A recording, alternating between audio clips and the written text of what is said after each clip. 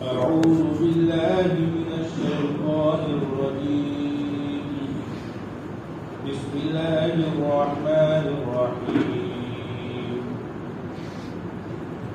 الرحمن علم القرآن خلق الإنسان علمه البيان الشمس والقمر بحسبان والنجم والشجر يسجدان صدق الله العظيم.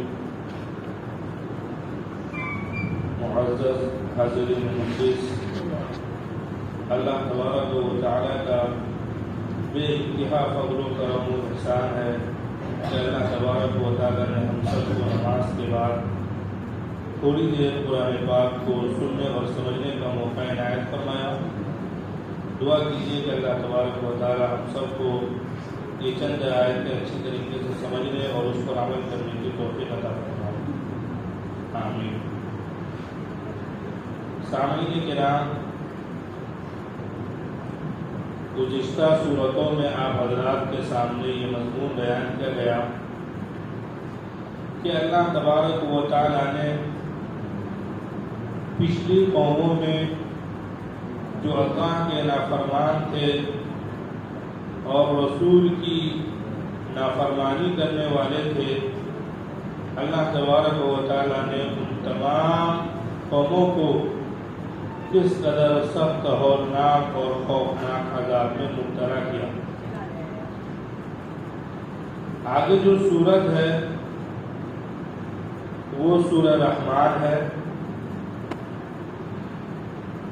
دونوں سورت کے اندر کچھ مناسبت اس طریقے سے ہے کہ سورہ قمر میں اللہ تبارک و تعالیٰ نے پچھلی قوموں کا تذکرہ کیا اور ساتھ ساتھ میں ایک قوم کی ہلاکت کے بعد ایک لفظ کو اللہ تبارک و تعالیٰ نے دہرایا کئی بار، فذوقوا عذابی ونذر، میرے عذاب کا مزہ چکھو اور میرے ڈرانے کا مزہ چکھو. فکیف کان عذابی ونذر، میرا عذاب اور میرا ڈرانا کیسا ہے. یہ جو جملہ ہے فکیف کان عذابی ونذر، میرا عذاب اور میرا ڈرانا کیسا رہا.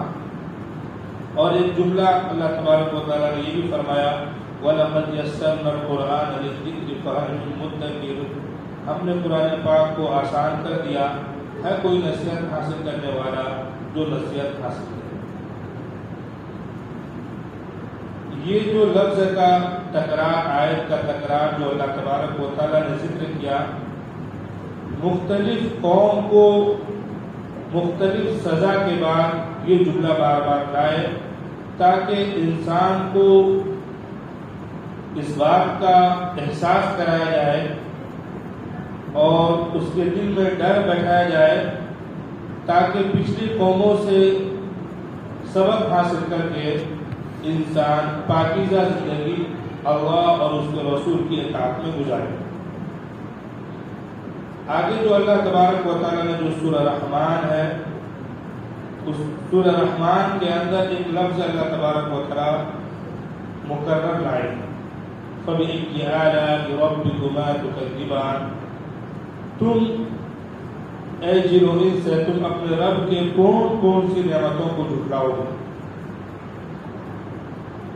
تو یہ فَبِأَيِّ آلَاءِ رَبِّكُمَا تُكَذِّبَانِ، اللہ تبارک و تعالیٰ نے کئی ساری نعمتوں کا تذکرہ کیا. ہر ایک نعمت کے بعد فَبِأَيِّ آلَاءِ رَبِّكُمَا تُكَذِّبَانِ بھائی ہے کہ اے انسان تم اللہ تبارک و تعالیٰ کی کون کون سی نعمتوں کا انکار کرو گے. اتنی ساری نعمتیں، مطلب یہ ہے اتنی ساری نعمتیں اللہ نے تم پر کی ہے تو اس کا تم وفا یہ کرو کہ تم اللہ کی اطاعت کرو، اللہ کی باتیں مانو، اللہ کے حکم کے طریقے کے مطابق زندگی گزارو. یہ انعامات پر اللہ تبارک و تعالیٰ ترغیب دے رہے ہیں کہ تم انعام حاصل کر رہے ہو تو جو انعام دینے والا ہے تو اس کے مطابق تو زندگی گزارو گے. اس سے پہلی صورت میں اللہ تبارک و تعالیٰ نے جو کہا فَكَيْفَ كَانَ عَذَابِي وَنُذُرِ، میرا عذاب میرا ڈرانا کیسا رہا.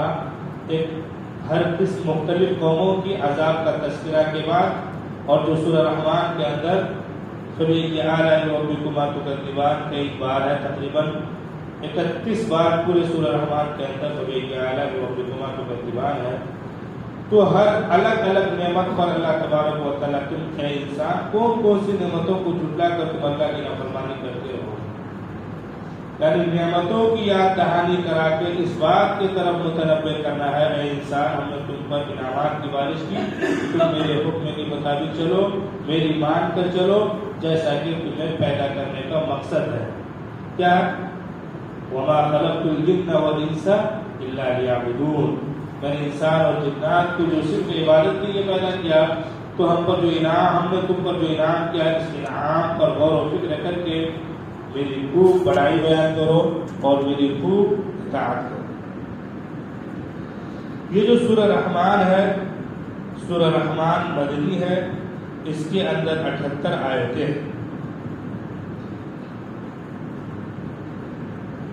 سورہ رحمان کے اندر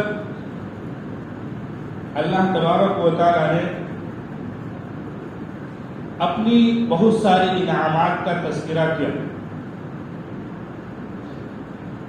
انعامات کا سلسلہ بیان کرنے کا سلسلہ، بتانے کا سلسلہ اللہ تبارک و تعالیٰ نے اس طریقے سے بتایا کہ پہلے اللہ تعالیٰ نے انسان کو پیدا کیا، انسان کو پیدا کرنے کے بعد اس کو اللہ نے قرآن کی تعلیم دی، اللہ نے اسے گویائی عطا کی، وہ قرآن پاک کو سمجھا اور اس کے مطابق زندگی گزارا۔ یہ ایک طریقہ ہے۔ مگر اللہ تبارک و تعالیٰ نے انسان کی تخلیق کو پہلے بیان نہیں کیا۔ اللہ تبارک و تعالیٰ نے یہ کہا کہ رحمان نے قرآن سکھایا۔ کس کو سکھایا؟ انسان کو سکھلایا، اور اس کے بعد انسان کو پیدا کیا۔ پیدا کا لفظ بعد میں لائے اور قرآن کی تعلیم پہلے لائے۔ پیدا کا لفظ بعد میں اور قرآن کی تعلیم پہلے، کہ اللہ نے انسان کو قرآن سکھلایا پہلے کہا، پھر بعد میں اللہ تبارک و تعالیٰ نے یہ کہا اللہ نے انسان کو پیدا کیا۔ تو مفسرین اس دو بات میں کہ پہلے قرآن کی تعلیم، اس کا مطلب یہ ہے کہ پیدا ہونے سے پہلے قرآن کی تعلیم کا ذکر کرنا اس بات کی طرف اشارہ ہے کہ ہماری زندگی میں قرآن کریم ایک سب سے اہم ترین کتاب ہے۔ ہمیں قرآن کے مطابق ہی زندگی گزارنی ہے، اور ہمیں قرآن کی تعلیم سیکھنی ہے، سکھانی ہے، پڑھنی ہے، پڑھانی ہے، اور اس کو سمجھنا ہے اور اس پر عمل کرنا ہے۔ شریعت میں قرآن کی تعلیم پر زور ہے۔ اس وجہ سے اللہ تبارک و تعالیٰ نے انعامات کا جہاں تذکرہ کیا تو انسان کی تخلیق سے پہلے اللہ تبارک و تعالیٰ نے قرآن کی تعلیم کا تذکرہ کیا۔ پھر اللہ تبارک و تعالیٰ نے بتلایا کہ اللہ نے انسان کو گویائی عطا کی۔ نعمتوں میں سے ایک بہت بڑی نعمت ہے کہ اللہ تبارک و تعالیٰ نے ہمیں قرآن شریف عطا فرمایا، اور قرآن شریف ایک ایسی کتاب ہے جس پر چل کر انسان دونوں جہاں کی کامیابی حاصل کر لیتا ہے، یہاں کی بھی کامیابی اور مرنے کے بعد کی بھی کامیابی۔ حضرات صحابہ کرام کو یہی نعمت سب سے پہلے انہیں قرآن دیا گیا، ایمان مضبوط کیا گیا، قرآن دیا گیا، انہوں نے قرآن سیکھا، اس پر عمل کیا، اللہ نے ان کو دنیا کا بادشاہ بھی بنا دیا۔ وہ بالکل کمزور تھے، کمزور سے وہ بادشاہ بن گئے۔ اسی وجہ سے روایت میں مسلم شریف میں ہے، رسول پاک صلی اللہ علیہ وسلم نے ارشاد فرمایا ان اللہ یرفع بهذا الكتاب اقواما ويضع به آخرین۔ اس کتاب کے ذریعے اللہ تبارک و تعالیٰ کچھ لوگوں کو اوپر اٹھاتے ہیں اور کچھ لوگوں کو نیچے گرا دیتے ہیں۔ ہم لوگوں کا کیا حال ہے کہ ہم لوگ نہ قرآن شریف صحیح طور پر پڑھتے ہیں۔ اللہ تبارک و تعالیٰ نے قرآن شریف دیکھ کر پڑھنے پر بھی ثواب رکھا ہے کہ اگر جو اسے سمجھ میں نہیں آیا ہو۔ ایک حرف پڑھے انسان، الف 10 نیکی، لام 10 نیکی، میم 10 نیکی، الف لام میم پڑھا اسے 30 نیکیاں مل گئی۔ تو اللہ تبارک و تعالیٰ نے بغیر سمجھے پڑھنے پر بھی ثواب رکھا ہے، مگر قرآن سے عبرت حاصل کب ہوگا؟ جب ہم قرآن پاک کو سمجھ کر پڑھیں گے۔ جب ہم سمجھ کر پڑھیں گے تو ہم اچھی طریقے سے قرآن پاک پر عمل کرنے والے بن جائیں گے۔ ہمیں پتہ ہوگا کہ قرآن ہم سے کیا مطالبہ کر رہا ہے، تو عمل کرنے میں آسانیاں ہوں۔ لہذا ہم لوگوں کو اپنے بارے میں غور و فکر کرنی چاہیے کہ ہم قرآن کریم سے کتنا دور ہیں اور کتنا قریب ہیں۔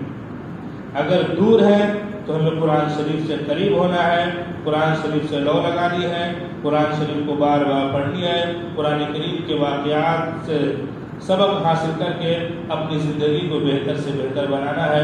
اسی وجہ سے اللہ تبارک و تعالیٰ نے انسان کی تخلیق سے پہلے قرآن کی تعلیم کا ذکر کیا، اور اسلام میں جو سب سے پہلے وہی رسول پاک صلی اللہ علیہ وسلم پر اتری، اقرأ باسم ربک الذی خلق، تو وہاں پر بھی پڑھنے پر زور دیا گیا، جاہل بننے پر زور نہیں دیا گیا۔ اقرأ باسم ربک الذی خلق، پڑھیے اس ذات کے نام سے جس نے کائنات کو کیا ہے پیدا کیا۔ اقرأ باسم ربک الذی خلق، مخلوق کو پیدا کیا۔ تو مسلمان تعلیم میں پیچھے رہے، یہ ہو نہیں سکتا۔ مسلمان کو تو یہ چاہیے کہ ہم وقت ہمیشہ تعلیم میں آگے رہیں، اور علم حاصل کرنے کا جو عمر ہے وہ صرف یہ نہیں کہ بچپنا عمر۔ صحابہ کرام نے جو علم سیکھا ہے وہ کوئی صحابہ جوانی کے حالت میں ایمان لے کر آئے، کوئی بڑھاپے کے حالت میں ایمان لے کر آئے۔ ان لوگوں نے بھی تو تعلیم سیکھی، ان لوگوں نے تو شریعت پر عمل کیا۔ اس لیے سیکھنے کا کوئی عمر نہیں ہے، پیدا ہونے کے بعد سے لے کر قبر تک عمر ہے سیکھنے کی۔ اس میں شرم محسوس نہیں کرنی چاہیے۔ جو چیز نہیں آتی ہو اسے سیکھنا ہے، نمازوں کو صحیح کرنی ہے، سیکھنے میں کوئی برائی نہیں ہے، اس میں ثواب ہی ثواب ہے۔ آدمی اپنی عزت کو نہ دیکھے بلکہ اصل عمل کو دیکھے، جس کی بنیاد پر دنیا میں اور آخرت میں کامیابی ہے۔ تو ایک نعمت تو اللہ تبارک و تعالیٰ نے قرآن کی تعلیم کی، دوسری نعمت اللہ تبارک و تعالیٰ نے انسان کو پیدا کیا، تیسری نعمت پیدا کرنے کے بعد اسے اللہ تبارک و تعالیٰ نے گویائی عطا فرمائی، بولنے کا سلیقہ عطا فرمایا، کہ انسان اپنے بول کے ذریعے سے اپنے دلوں میں کیا ہے ان خیالات کا اظہار کر کے اپنی خواہشات کی تکمیل کرتا ہے۔ یعنی اسے چاہتا ہے مجھے گوشت چاہیے، مجھے سبزی چاہیے، بولے گا، وہ دکانوں میں جائے گا، وہ چیز اسے حاصل کرے گا۔ تعلیم حاصل کرتا ہے، بولتا ہے، سنتا ہے، سمجھتا ہے۔ تو اللہ تبارک و تعالیٰ نے تقریباً 18,000 مخلوقات میں سے ایک انسان ہی ایک مخلوق ہے جس کو اللہ تبارک و تعالیٰ نے قوت گویائی عطا فرمائی ہے، بولنے کی صلاحیت عطا فرمائی ہے۔ یہ بولنا اللہ کی نعمتوں میں سے بہت بڑی نعمت ہے۔ پھر اللہ تبارک و تعالیٰ نے ایک بہت بڑی نعمت انسانوں پر یہ کی ہے کہ سورج اور چاند سب کے سب ایک مقررہ وقت پر، مقررے دائرے سے، مقررہ راستے سے اپنے وقت پر نکلتے ہیں، اپنے وقت پر ڈوبتے ہیں۔ یہ وقت پر نکلنا، ڈوبنا، اسی سے دن رات کا آنا۔ انسان رات میں جب آتا ہے تو آرام کرتا ہے، دن جب ہوتا ہے تو آدمی اپنے کام کاج میں لگ جاتا ہے۔ یہ سورج چاند کے ذریعے سے سال کا پتہ چلتا ہے، یہ سورج چاند کے ذریعے سے مہینوں کا پتہ چلتا ہے، یہ سورج اور چاند کے ذریعے سے سردی کا پتہ چلتا ہے، اس سورج اور چاند کے ذریعے سے گرمی کا پتہ چلتا۔ آدمی کا ایک حساب و کتاب یہ سورج چاند پر منحصر ہے، اور یہ سورج چاند کے ذریعے سے ہی انسان کی عمر کا پتہ چلتا ہے۔ ماہنامہ اسی پر شمسی اور قمری اسی دائرے سے چلتے ہیں۔ تو اللہ تبارک و تعالیٰ نے سورج اور چاند کو جس کام میں لگا دیا ہے، وہ سورج اور چاند جب سے دنیا قائم ہوئی اور اب تک اسی طریقے سے اسی دائرے پر چل رہا ہے۔ اس میں کوئی یہ نہیں کہ سورج کو یہ کام دے دیا کہ تم اتنے اس راستے سے نکل کر اتنے سے اتنے وقت میں تمہیں ڈوبنا ہے، ایک دائرہ متعین کر دیا۔ چاند کا بھی دائرہ متعین کر دیا، یہ اپنے وقت پر نکلتے ہیں، اپنے وقت پر جا کر ڈوب جاتے ہیں۔ ایسا نہیں ہوتا کہ سورج ڈوبنے میں تاخیر کر دی، چاند نکلنے میں تاخیر کر دیا، یا سورج جلدی نکل گیا، چاند جلدی نکل آئے۔ اس طریقے سے نہیں ہے، سب اپنے وقت پر کام کر رہے ہیں۔ تو یہ بھی سورج کا وقت پر نکلنا، ڈوبنا، یہ اللہ کی نعمتوں میں سے بہت بڑی نعمت ہے۔ پھر اللہ تبارک و تعالیٰ نے ایک نعمت کا اور تذکرہ کیا کہ تنے دار درخت، بے تنے دار درخت، یعنی جس کو جڑ نہیں ہے، جو لت کی طرح ہوتے، لتی کی طرح ہوتے ہیں اور وہ پھل دیتے ہیں، اور کچھ درخت جو ہے تنے دار ہوتے ہیں، جڑدار ہوتے ہیں، وہ درخت پھل دیتے ہیں۔ تو تنے دار درخت، بے تنے دار درخت، یہ دونوں کے دونوں درخت کی دو قسمیں، ایک تنے دار، ایک بے تنے دار۔ ایک جو جس کو جڑ نہ ہو، جو لتی کے شکل میں ہوتے ہیں، جیسے نکلتے ہیں کدو، کھیرے وغیرہ کے درخت، یہ لتدار ہوتے ہیں، تو لتی والے ہوتے ہیں۔ یہ سب کو اللہ تبارک و تعالیٰ نے ایک حکم یہ دے دیا کہ تم لوگوں کے نفع رسانی کے لیے ہو۔ اس کے پھل میں اللہ تبارک و تعالیٰ نے مخلوق کے لیے نفع بخش بنایا، تو وہ پھل بھی جب سے اس کو یہ حکم ہوا، وہ پھل اسی طریقے سے نفع دے رہی ہے، وہ نفع دینے میں اللہ کے مخالفت نہیں کرتی۔ اللہ نے جو اسے حکم دیا ہے، جیسے مثال کے طور پر سیب ہے، انار ہے، انگور ہے، درخت، جتنے بھی پھل فروٹ ہیں، اللہ نے اس کو حکم دیا کہ تم لوگوں کے لیے نفع بن کے رہنا۔ پتے ہے، اس کو حکم دیا تم لوگوں کے لیے نفع بن کے رہنا۔ گھاس ہے، اس کو حکم ہوا تم جانوروں کے لیے نفع بن کے رہنا۔ وہ آج تک نفع بن کر ہے، اللہ کی مخالفت انہوں نے نہیں کی ہے، اور اللہ کے سامنے وہ سب کے سب سجدہ ریز ہے۔ تو اے انسان ہی ایک ایسا مخلوق ہے جو ساری نعمتوں کو استعمال کر کے اللہ کی مخالفت کرتا ہے، اللہ کے حکموں کی خلاف ورزی کرتا ہے۔ سورج چاند اپنے وقت پر کام کر رہے ہیں، یہ درخت سب اللہ کے سامنے جھکے ہوئے ہیں، اللہ کے حکم کی اطاعت کر رہے ہیں۔ اتنے ساری مخلوق کو جو کام جس طریقے سے دے دیا گیا وہ اس کام میں لگے ہوئے ہیں، مگر انسان ہی اللہ کی خلاف ورزی کر رہا ہے۔ تو مطلب یہ ہوا، اے انسانوں، اللہ کی نعمتوں پر غور کر کے اللہ کے حکموں کو مانو اور اللہ کے خلاف چلنے کی کوشش مت کرو، اللہ کے بتائے ہوئے طریقے کے مطابق زندگی گزارو، اسی میں تمہارے لیے کامیابی ہے۔ دیکھیے ترجمہ، الرحمن علم القرآن، رحمان نے قرآن سکھلایا۔ رحمان کے معنی ہے بہت زیادہ نہایت رحم کرنے والا۔ رحمان نے قرآن سکھلایا۔ خلق الانسان، رحمان نے انسان کو پیدا کیا، جو سب سے زیادہ رحم کرنے والے ہیں، انسان کو پیدا کیا۔ اب دیکھیے قرآن کی تعلیم، پہلے اللہ نے قرآن سکھلایا، اللہ نے انسان کو پیدا کیا۔ قرآن مقدم ہے، پہلے ہے، اور انسان کی تخلیق بعد میں ہے۔ تو پتہ چلا قرآن سے زیادہ قریب آنا ہے، قرآن کے مطابق زندگی گزارنی ہے، قرآن سے ہرگز غفلت نہیں برتنی۔ علمہ البیان، اللہ تبارک و تعالیٰ نے انسان کو قوت گویائی کی، اللہ تبارک و تعالیٰ نے انسان کو بولنا سکھلایا، بولنا سکھلایا۔ یہ بولنا اللہ کی نعمتوں میں سے بہت بڑی نعمت ہے۔ گونگا ہوتا تو بہت ساری نعمتوں سے کیا ہوتا؟